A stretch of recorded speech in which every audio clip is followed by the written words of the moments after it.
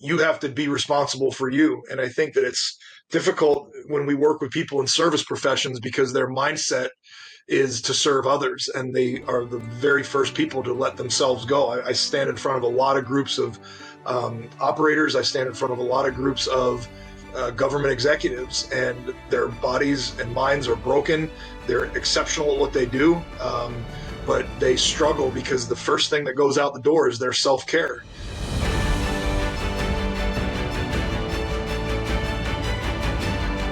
Frank Wintrich, super happy, excited, wonderfully opportunity here to dive into some strength and training, high performance.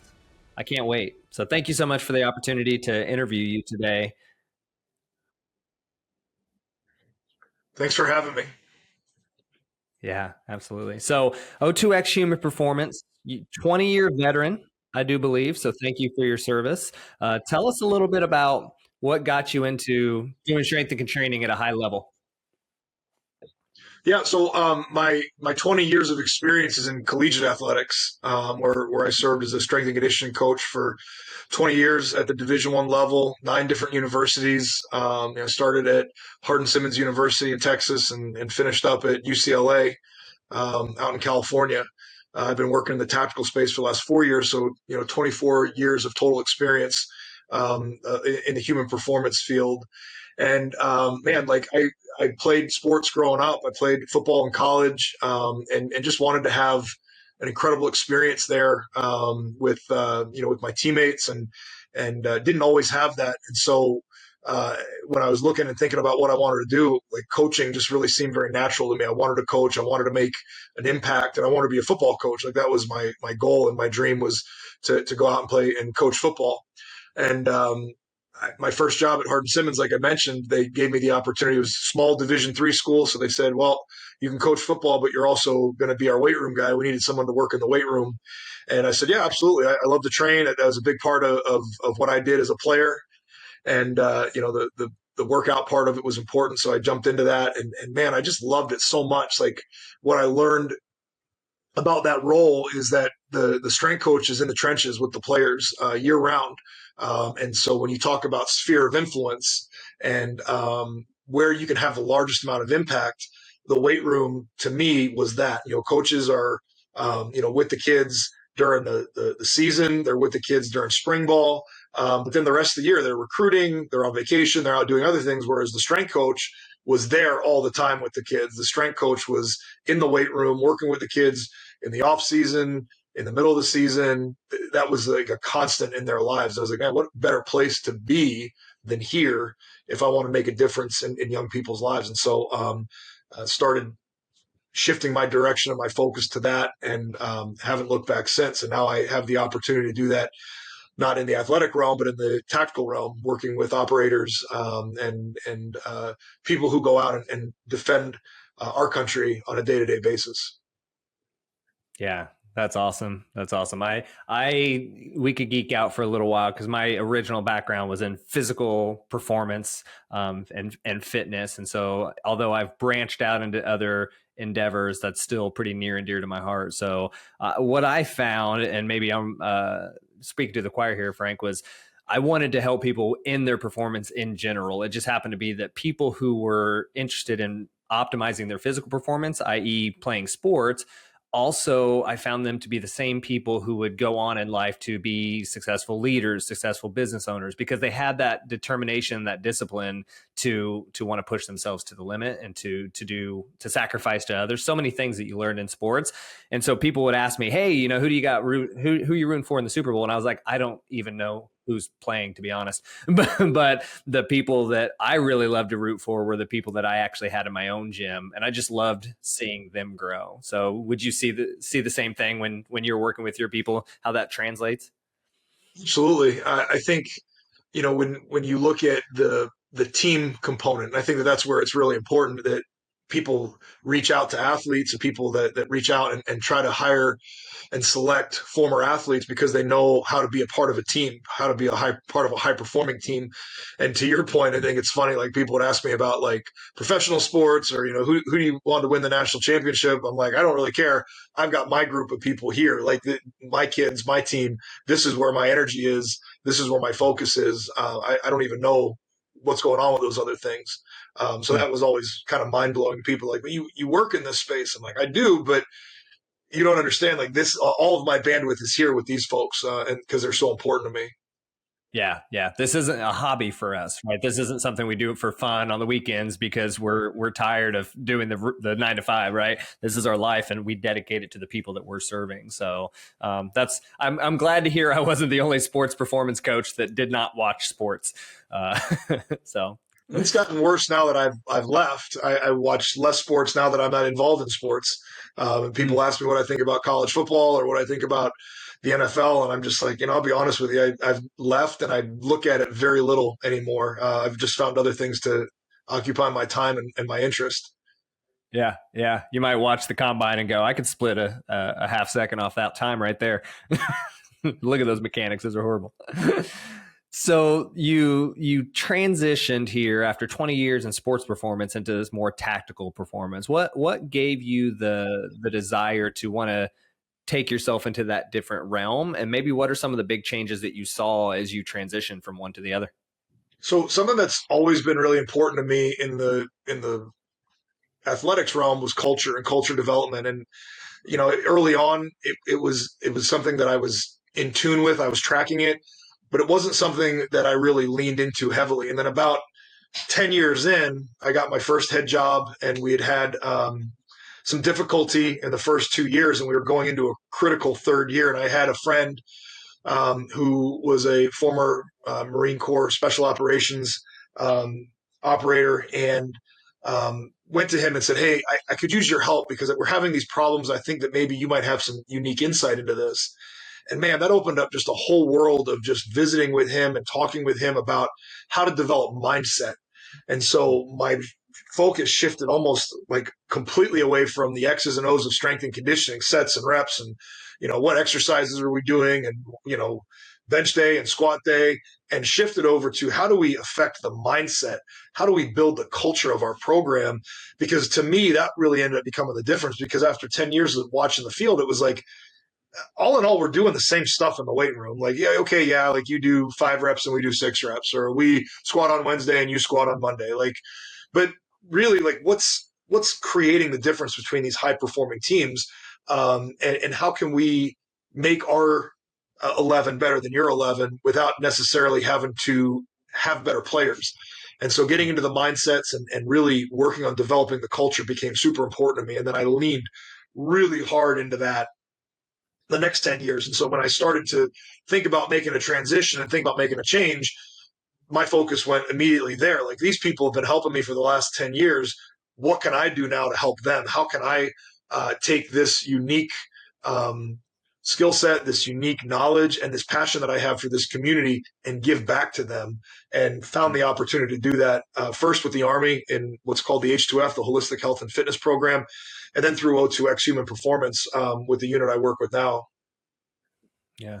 Oh, that's powerful. And that aligns so strongly with kind of my sentiment. So I shifted towards more holistic performance, focusing on all the different aspects of our well-being, because I noticed that a lot of people, they'd say, I want to lose 10 pounds and get in shape, but it really was, I hate my job. I have no direction in life. My social connections are pish posh, right? And what I almost went so far away from fitness. I'm like, I don't want to be the fitness guy. And what I really found was, the sets and the reps and the squats and, what you're talking about, the schemes and the programs, that to me was like the easy part, and almost like we'll get to that. Like, that part's going to come easy, but why are we doing this? What is it that we're trying to really accomplish as a team? What are our missions and our motivators? And so I spent more time really focusing on that part. 85% of it was just figuring out, like, do we have the drive and the desire to do this? And then at the end of it, we're like, oh, okay, well, here's the program for that. That almost became like If that's all you could do, especially in our profession or in the strength and conditioning world, if all you can do is write a good program, you're not going to be successful because that's just such a small part of it. Absolutely. And I think you touched on something really important from a holistic standpoint. Like, people a lot of times come to us as fitness coaches or as life coaches and say, I'm having these issues, and a lot of them don't necessarily relate to their health and fitness. A lot of it are things that they cannot control. My job sucks. My marriage sucks. I just have these issues, these existential circumstances that I can't control. But when I look in the mirror, I don't like what I see. And so, therefore, what I need to do is take control of what I can control. What can I control? I can control what I put in my mouth. I can control the way my body looks through fitness and through training. And so maybe if I can harness and control those things, the other stuff can start to change. And I think that that's a really powerful thing and a powerful agent that, again, like, I don't want to be the fitness guy either. And I kind of joke about being gym guy at work. But how much power do you have and can you give to people when you allow them to harness the ability to take control of their lives? And they can take control of their lives through great fitness, great sleep hygiene, great nutritional care, taking care of their mindset and their mental well-being. Those types of things really start to kind of shift everything, and your focus shifts. And all of a sudden it's like, hey, maybe that job isn't so bad, or maybe my relationships can start to improve, or maybe I can have the courage to change some of those things because I'm not so embarrassed or self-conscious about how I look or how I feel. So I think that there's some really unique strength and power into what you just said there, and why I think what we do is so important, so powerful, because you really enable people in a very positive way when you give them the power to make physical changes for themselves, because the physical carries around the mental. It's the vessel for the mental. I talk to our guys about that. I worked in an armored division before I came over here, and it was all about the tanks and the Bradleys and the howitzers and the Paladins, the big guns. I was like, yeah, but these things are 70,000-pound paperweights without physical and capable operators who are behind them working them. If they're not of sound body, it's going to be very difficult for them to be sound mind to do the job necessarily. And the unit I work with now, very important that they have sound mindset as well as sound body. So using the physical preparation to drive the mental, to drive the nutritional, to drive the cultural change is so important, because it's a daily touch point that we can really harness and utilize to achieve that goal.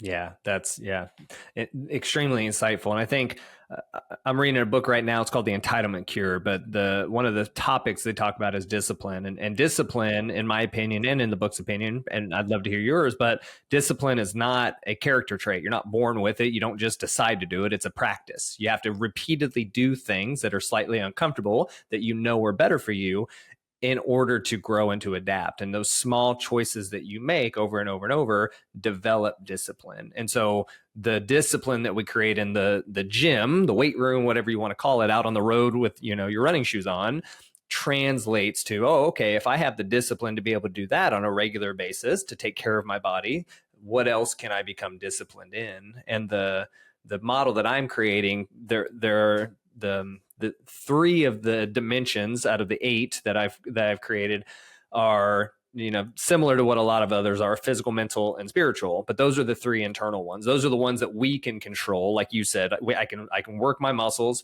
I can be mindful and meditate or journal on my emotions. I can pray, or however you practice spiritual wellness. And by doing those disciplines, that translates to, okay, maybe I can be a better husband. Maybe I can be a better teammate. And I think that's really powerful to recognize what I can do in the gym can translate in discipline and other factors in my life. Yeah, I mean, we use discipline as a primary lighthouse for all of our programs, and we define discipline as the instant willingness, obedience to instruction, respect for authority, and most importantly, the last part is self-reliance. And so, like, we try to teach our athletes, we try to teach our operators, like, you have to be responsible for you. And I think that it's difficult when we work with people in service professions, because their mindset is to serve others, and they are the very first people to let themselves go. I stand in front of a lot of groups of operators. I stand in front of a lot of groups of government executives, and their bodies and minds are broken. They're exceptional at what they do, but they struggle because the first thing that goes out the door is their self-care.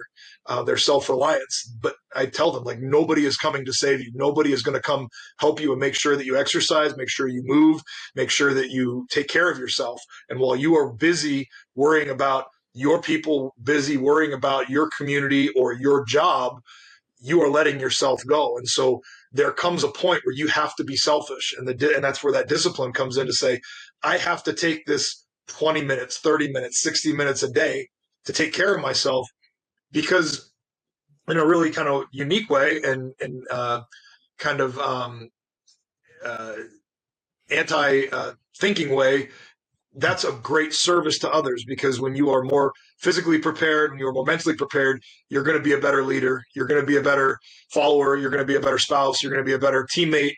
You'll be better at your job. And so that's something I plead with, and a lot of people I work with have physical jobs, and they have to train and do certain things to be prepared for their jobs. And a lot of people aren't, but having the discipline and the self-reliance to go do those things, knowing that no one is coming to make you do them, I think is super important. Yeah. Yeah. Some people might argue, well, I don't have time to take care of myself. I'm so busy taking care of others. It's harder to make those decisions to take care of yourself. I always laughed when people said, well, it must be nice to be a professional athlete because they get paid to do that. It's like, that doesn't make it any easier. That doesn't make the reps any easier. They're better at it. They're genetically gifted. They are going to make more money doing this than going into accounting, but they still have to work hard to do it. And so, and that's not even talking about the thousands upon thousands of athletes that get paid little to nothing to play their sport. Like we won't even dive into how much Olympic athletes get paid, which is close to nothing unless they're being endorsed. So to say, oh, I don't take care of myself because I'm so busy taking care of others, it's harder to take care of yourself. But it's to your point, one of the most altruistic things you can do if the decision you're making is actually serving others. If playing video games for 5 straight hours every single day is your self-care, and you're not able to serve people better because of it, then that's a different story. Yeah. And that's where, like, I stand in front of a room and I talk to groups, and I'll say, let's pull out our phones real quick. When we take a break, I want you to look at your screen time. Did you spend 30 minutes on Instagram or TikTok? And we're all grown ups. Like, we can be honest with ourselves. I don't need to see it. I don't need you to tell me. I just need you to look in the mirror and say, is there 30 minutes on that screen time app where you could have invested in yourself? And if the answer is yes, then don't say that you don't have time. You do have time. You're making a choice, right? And so that's another thing that's very powerful is giving people the power of choice and saying, you have the ability to do these things. You choose to do with them as you're guided and what your motivation and your discipline are. And so making sure that you're pointing that in a direction that's helping you grow and helping with your longevity is vital. And I think a lot of times we don't think that way, like, oh, I'm so busy, I'm going to sit down and kind of do this thing. And we do get, like, the research on it is very clear about the instant gratification and the dopamine that we get from scrolling and liking and the little vibration and the noises it makes. But that's, like, not even close. I mean, it's 10x the other direction on what you get from getting even like a 20-minute workout, or even just going outside and exposing yourself to the sun and being in nature. All of that research is so very clear, but people don't know that because obviously, like, the people that write these software programs aren't telling you that. They're not going to share that with you because then you'll go get off the platform. So Sure. being able to give people those tools and give people the power of that choice, I think, is really important. Yeah, absolutely. I mean, instant gratification. I mean, the studies have shown that even at the age of 3 or 4, right? The infamous marshmallow experiment. You can have a marshmallow now, or if you wait 5 minutes, I'll come back and give you 2 marshmallows. And the kids that were able to hold off for the 2 marshmallows went on to be successful in all other areas of their life.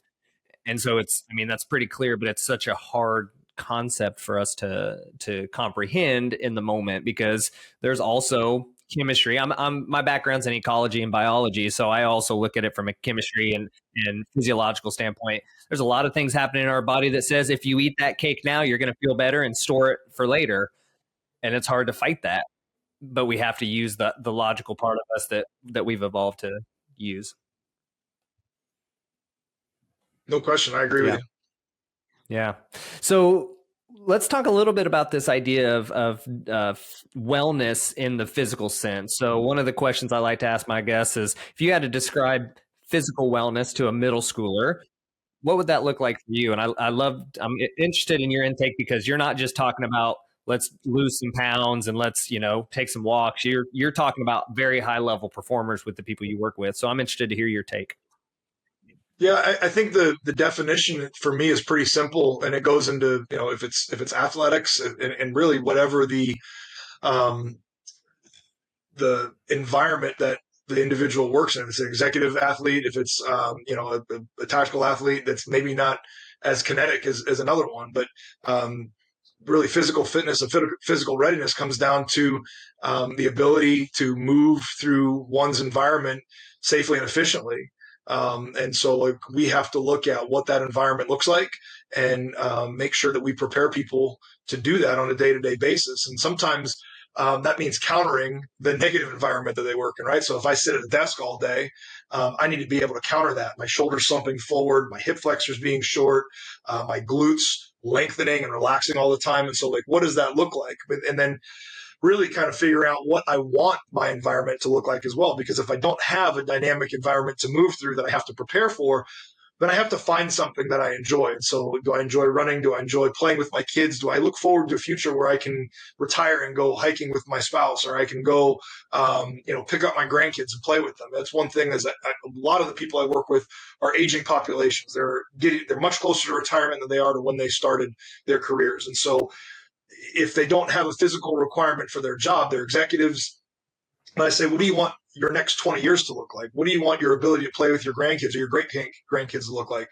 There's a super cool commercial. I don't know if it's like Nike or some other platform, but there's this old man, and he's picking up a kettlebell, and he's lifting it, he's squatting, and he's lifting it, and he's working on like this smaller kettlebell and then progressing to a heavier kettlebell.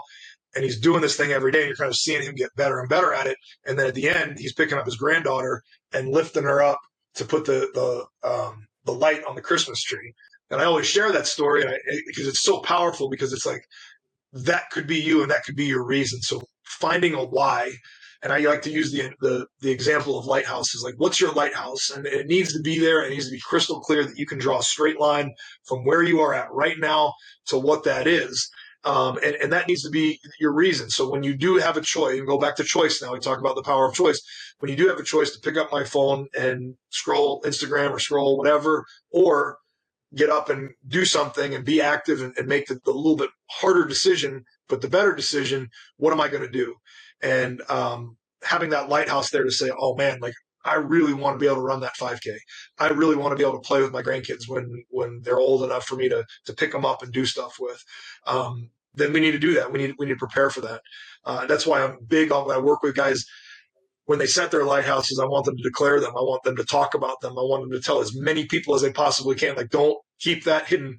You need to tell as many people as you can, because that creates accountability. And then, for example, I'll use myself. I ran my first half marathon back in May. And I told as many people as I could that I was planning on doing that, because I did not want to come to May 19th, or May 19th was the race, May 20th, and people go, hey, Frank, how did the race go? And I was like, well, it turns out I didn't run it because, I was too busy on my phone, or I was too busy doing something else. Right. And so, like, that motivated me every time. Like, I was sitting on the couch and it was 20 degrees outside. I didn't want to go run, or it was 85 degrees and humid outside. And I didn't want to go run. I just thought about what the 20th would have felt like if I had to tell people that I didn't do what I told them I was going to do. And I didn't want to let my friends down. I didn't want to let the people that look up to me down. And so making that lighthouse a declared goal for myself was super important.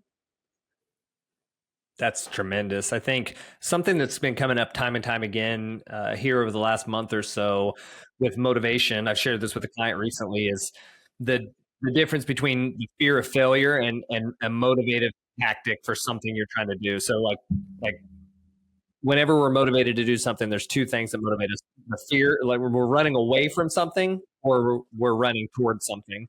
And that's exactly what you're hinting at here. Is the lighthouse is what you're running towards, but the people that you're afraid to let down, that's what you're kind of running away from. And for so many years, I had this sensation. There's still a lot of benefit to positive motivation. Like, I want to run towards something, but I'm more and more leaning into this idea that it's also okay to be afraid to fail as long as you're still willing to act on it. So for you, it's like, okay, I signed up for a half marathon, and now I'm going to make sure that I go and run it. I'm going to tell everybody about it. So now I have a fear of failure of letting people down if I don't go do it. So you took the action and then you told everybody about it so that the fear of failure was not showing up, it was not finishing.